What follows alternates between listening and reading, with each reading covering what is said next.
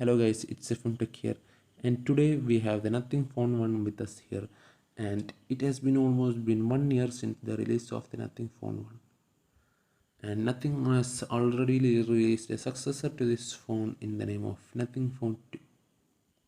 So let's check out if this phone is worth buying in 2023 or not. We will be also doing a comparison with similarly price range phone in this video.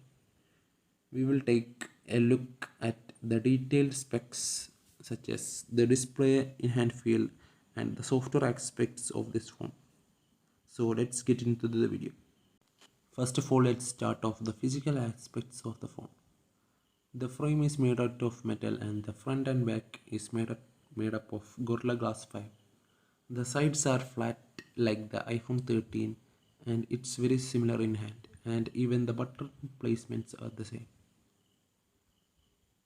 As you can see, on the top we have antenna lines and a microphone. On the bottom we have a speaker hole type C and the SIM card slot. On the right we have the power button. On the front we have a OLED 120Hz display which supports HDR10 and 1 billion colors. The buttons are very tactile like the iPhones, and it's also made out of metal. The frame and buttons are made up of aluminum, which give a premium feel in hand. Now let's go on to the highlight of the phone. The back is a transparent design which looks fantastic. You can see the wireless coil which is exposed and some screws and stuff. Most of it is fake and only the original part is the wireless charging coil. On the front we have a in-display fingerprint scanner which scans efficiently. As you can see, the phone comes with a 120Hz dynamic refresh rate display.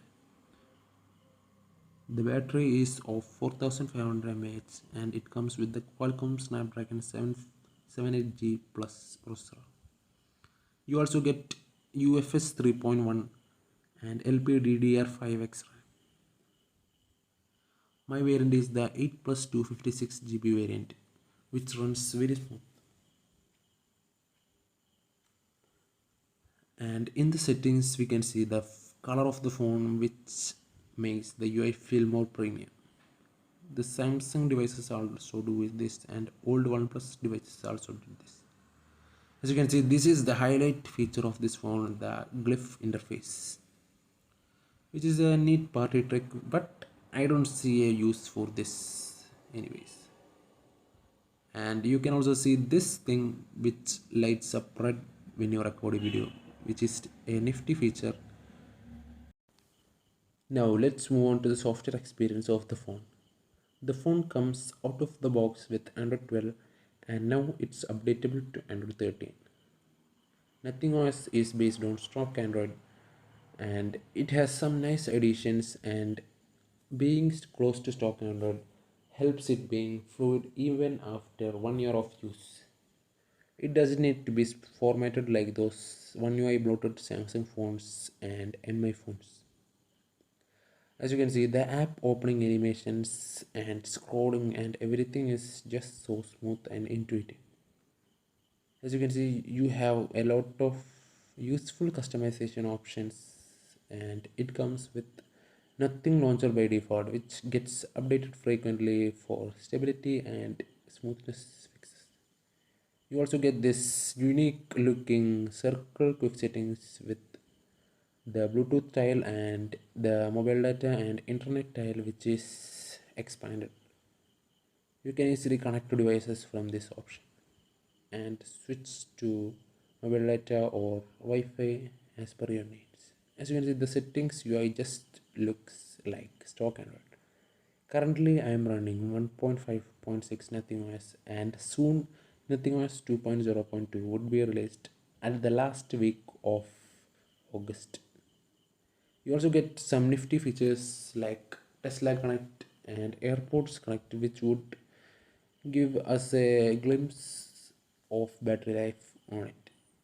You also get the pixel stuff like monet theming and other stuff like grid and basic colors and themed icons, everything you would expect from a Pixel OS phone.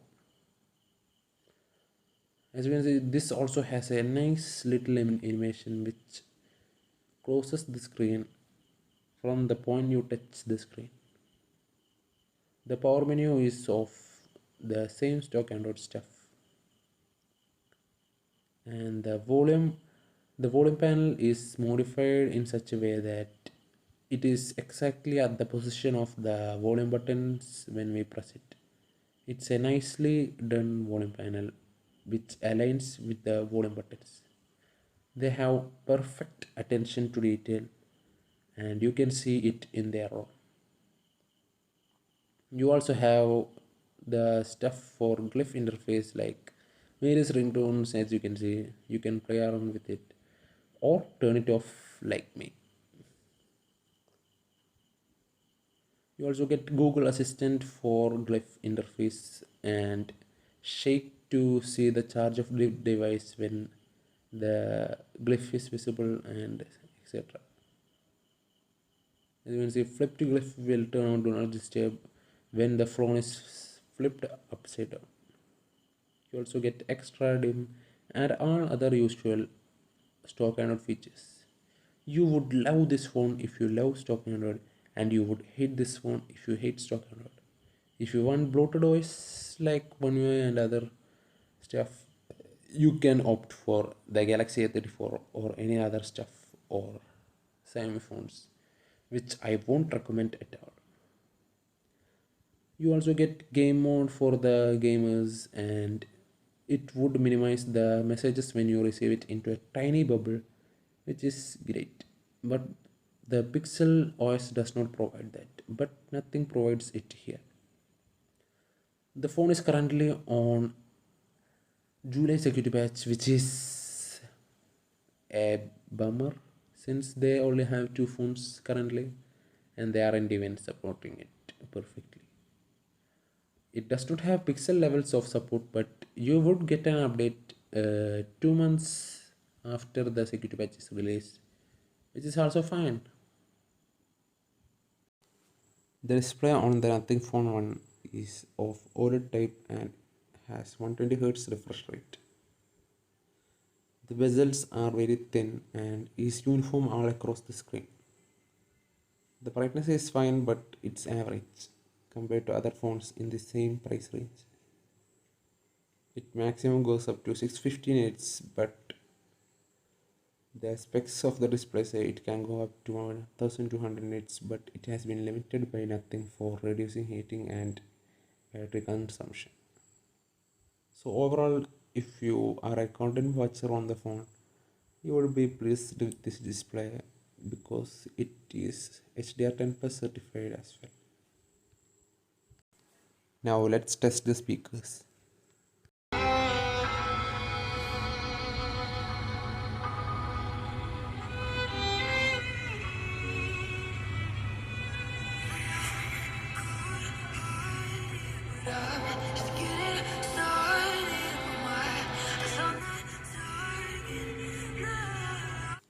The speakers are good, but mostly the sound comes from the bottom speaker, and there is a bit of imbalance between top and bottom speaker.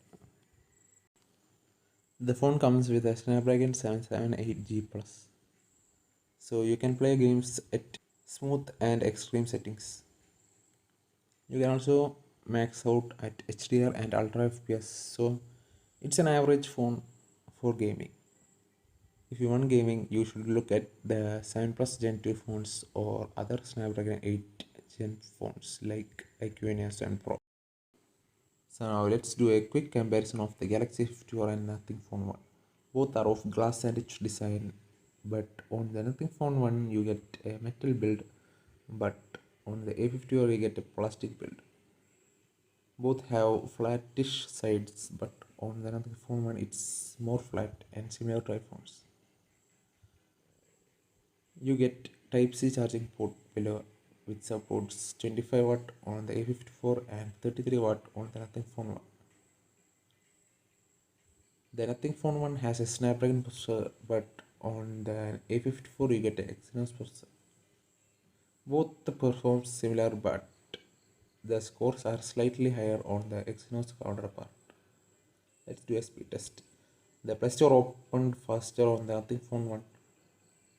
Settings opened faster on the Nothing Phone 1. And the Z Archive are also on the Nothing Phone 1. Google Drive opened faster on the Galaxy 54. Now let's check out YouTube. It loaded faster on the Nothing Phone 1. Now let's check out Amazon. The Galaxy 54. The Nothing Phone 1. So it was similar. The Nothing Phone 1 opened faster. So I guess you can see the performance is pretty similar, and you can go with the 54 if you like One UI, but I would go with the Nothing Phone 1 because of its much premium build, wireless charging, and nothing noise. So on to the final conclusion. Should you buy the Nothing Phone 1 in 2020? If you are not a heavy gamer and like aesthetics and a good OS on your phone which does not have bloatware, you should get this phone.